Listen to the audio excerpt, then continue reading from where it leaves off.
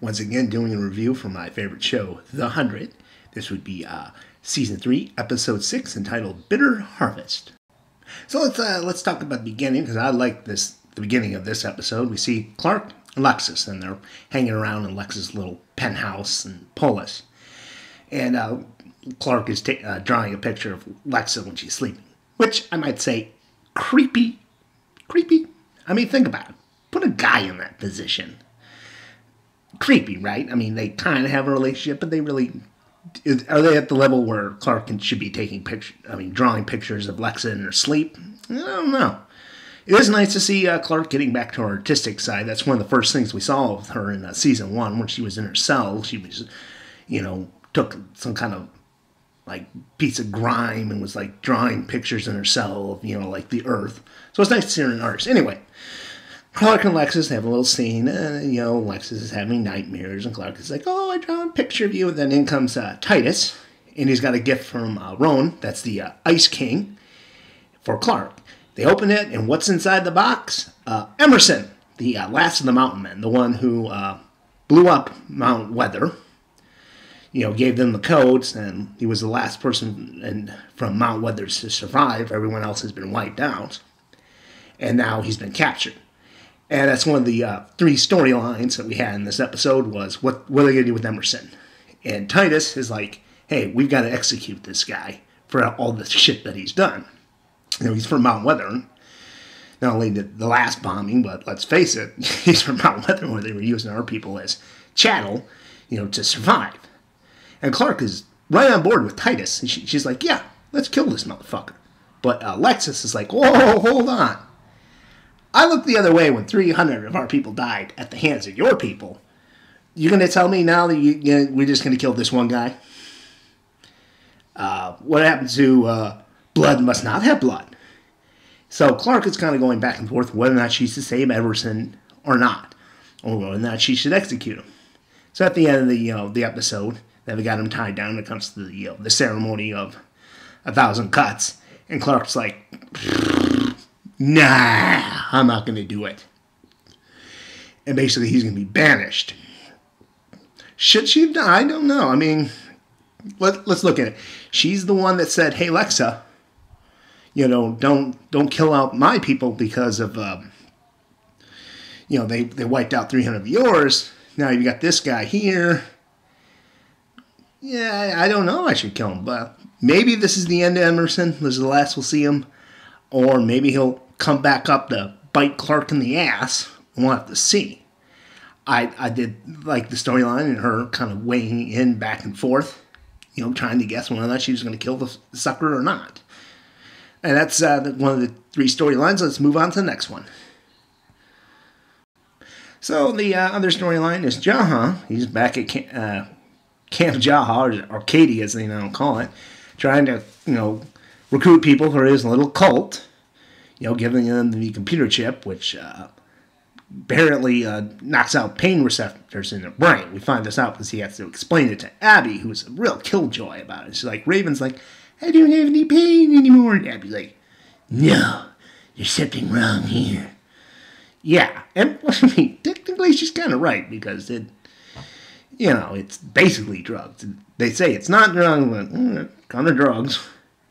I did like the interaction with Raven and Jasper, because we kind of got the old Jasper back. He looks at her, and Raven's all, hey, I got no pain. And he's like, what are you on, and can I get some of it? And then later he's talking to Jaha about, the chip, and Abby shows up, and they go this back and forth, and Abby's like, don't call it a key, and then he explains what it is, and Jasper's like, you probably should have just called it a key, stayed with that. And that was funny. It's nice to see the old Jasper back. I'm hoping they don't thin him out, you know what I'm saying, where he goes crazy and does some stupid shit, and then it's like, we want to see him get killed off. And it's like, I didn't like him when they did that with Finn, and I wouldn't like it if they don't Jasper. Of course, on this show, you never really know. It seems like everyone's thinning out these days.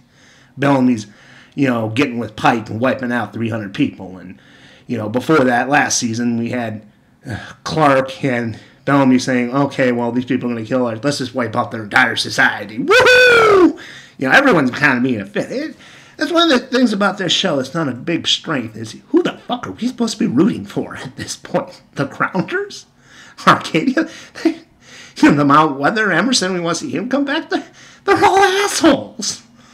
But yes, I did like the stuff with the chips, and we get more into Allie, who apparently her co-creator, Becca, that was the human person you saw in the video, went into space because she could not stand the hologram. And she was on, of all things, the 13th space station. And we find out at the end of the episode that it's in Polis, and Titus has it, and he's trying to get information out of Murphy about this mysterious 13th satellite and how it connects to Allie. And I love how they worked that into this episode, but it wasn't the focus of the episode. And as it keeps going, we'll see more and more of the City of Light and how that plays out. And our final storyline, more problems with Pike. He's trying to expand the colony, so he wants to take some grander land, old white privilege style. You kick the people off the land, they resist. Well, we'll show them, shoot them. Olivia's not.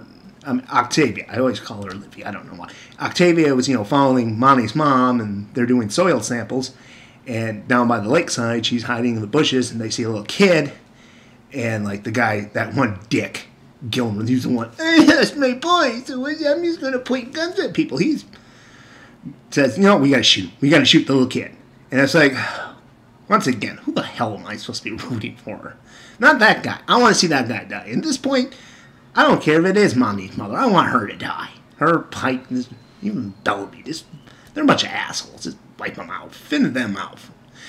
Anyway, so Octavia, they run after the kid, and Octavia saves the kid. She realizes that they're going to be hitting up the Grounder village later that night because she's got a comm piece. And hearing Pike talking about it between Bellamy and Monroe and Monty in a little conference room they had after, the kid got away.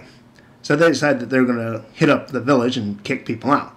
So Octavia goes warning this village of Grounders, and they take a dislike for her because she's a sky person. And between the 300 that died 2 episodes and all the casualties in season 1, this particular village does not like sky people. Surprise. Surprise. Well, she warns them, and thanks. And then they start coming up, but she's like, you got to take off. You haven't got enough to fend these people off. And it looks like that's what's going to happen. The villagers are going to take off. She realizes that they're seeding something into the ground. It looks like some kind of oil or something. She realizes, hey, they're up to something. They knock her unconscious. Later, we find out that that's basically some sort of accelerant. It's you shoot fire into it, and the whole place is going to go up in flames, like napalm or something, and it causes this toxic smoke.